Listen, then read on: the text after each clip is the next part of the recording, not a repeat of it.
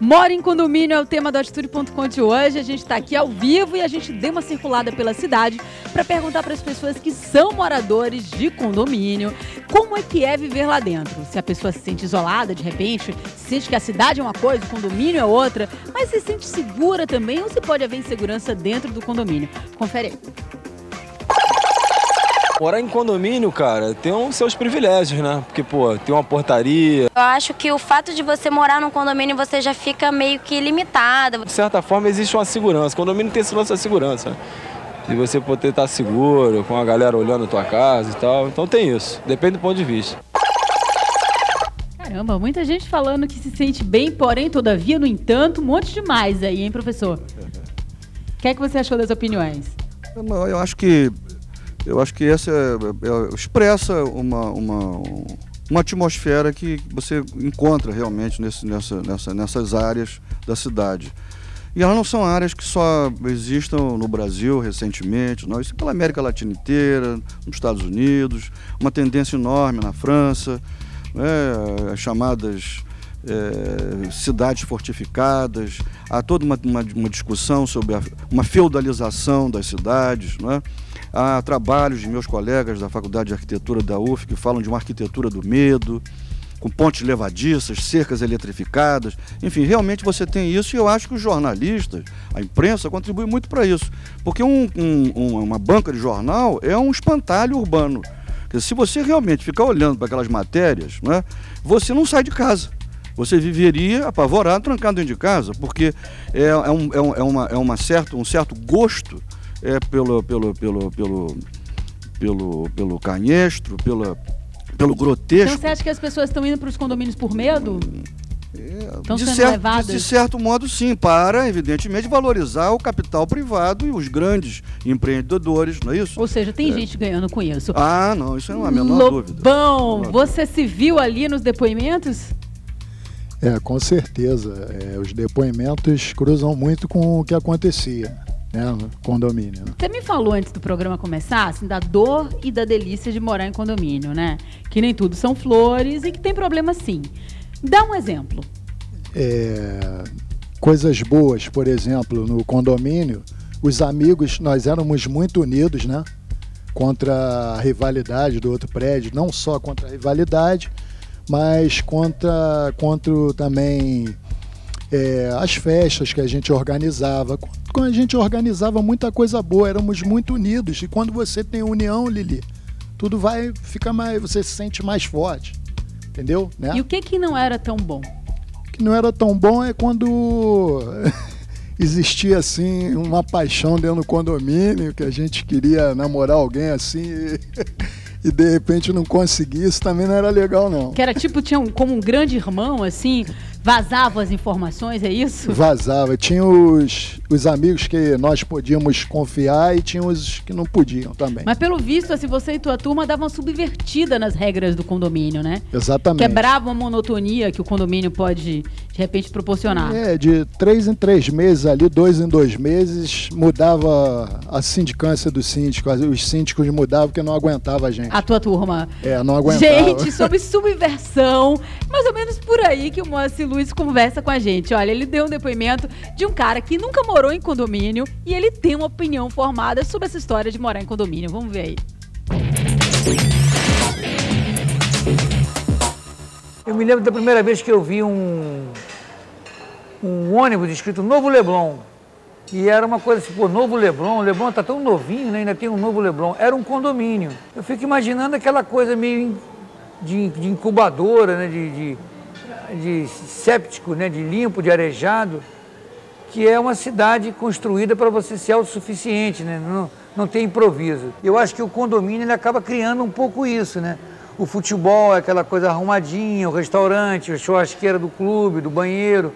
Não tem nunca uma barata, sei lá, uma coisa assim. Eu fico pensando que a coisa de ser sempre em prol do bem, não que eu não gosto das coisas arrumadinhas, mas talvez esse zelo todo surpreenda quando as pessoas saem de fora para viver a vida comum de uma cidade com buracos e raios.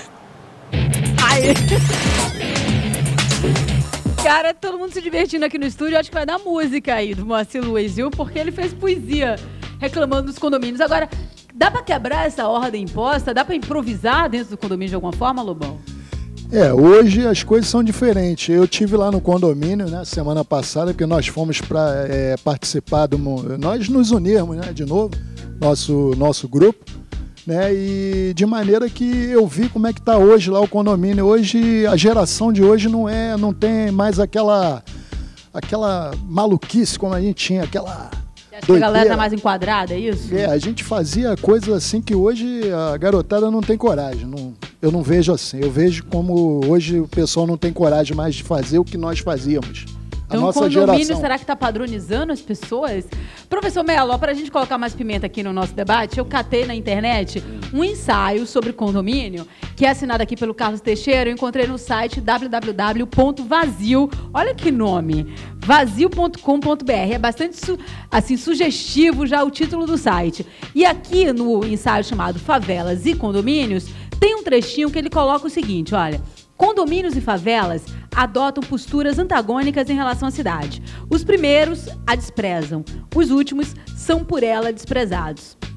Ou seja, os condomínios esquecem da cidade, na opinião do Carlos Teixeira. O que é que você acha, professor? E como mudar essa história também, né? Os condomínios são uma espécie de cidade sem favela, né? É um projeto, né? Ou seja, a negação da própria cidade, né? Da diferenciação, da diversidade, da experiência da cidade. E é o lugar de uma paixão legiferante. Todo condomínio tem regulamento que não acaba mais, não é isso? E esses regulamentos, eles nunca têm uma agenda positiva. Eles são sempre uma agenda negativa. Proibitiva, você se sempre. refere? Como é a nossa tradição jurídica. Não pode isso, não pode, nunca diz. No primeiro andar, você tem uma banda de música, você precisa de uma aula sobre viola, violão e tal. Você passa lá, toda quinta-feira ele está lá disponível. Nunca tem uma coisa positiva. É sempre uma coisa negativa, não pode. Para vocês terem uma ideia, só o estacionamento de um dos condomínios da Rua do Chichorro, no Catumbi, eu fui contando, já tinha mais que 72 artigos na época, né? Quer dizer, a pessoa ia dizendo, bom, eu sempre imagino alguma coisa que alguém poderá fazer e já cria uma regra proibitiva. Então, eu só queria concluir o seguinte, essa experiência é uma experiência que o Lobão estava falando do improviso, que aparece muito numa frase de um poema de Ferreira Goulart. O Ferreira Goulart diz assim, caminhos não há, os pés na grama os inventarão. É isso? Quer dizer, a ideia de que exatamente a cidade é um lugar para ser praticado, para ser fruído. Então, essas práticas, esse fazer constante, subverte, de certo modo, a paixão legiferante também do urbanista, que diante de uma prancheta, ele não só concebe um espaço, mas ele pretende controlar destinos humanos. Então, é o que acontece em Brasília, que a geração que mora em Brasília subverteu aquele plano. É ter uma vida intensa, artística, uma vida de sociabilidades importantes, né? Assim como o Lobão estava mencionando, quer dizer, ele mencionou o grupo de pares, né? Ele tinha 12 anos, essa experiência que ele está falando, ele tinha 10, 12, 13 anos, não é isso? E 15, então é uma experiência da juventude, mas uma experiência autocontida, não é?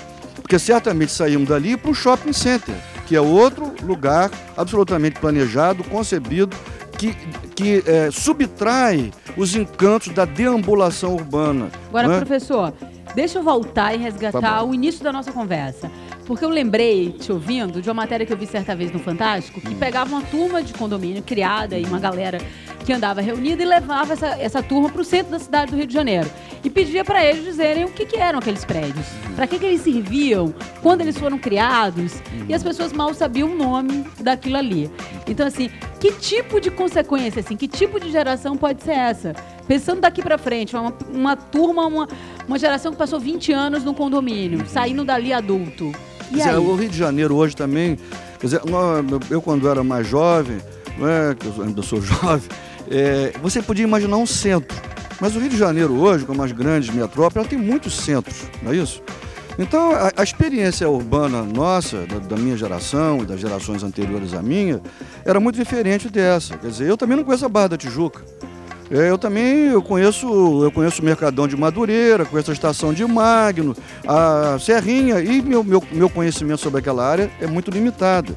Madureira não é mais um bairro dormitório, como Nova Iguaçu foi, no passado, Hoje são centralidades urbanas muito densas e que é praticamente impossível você ter esse tipo de controle, né, desse conhecimento.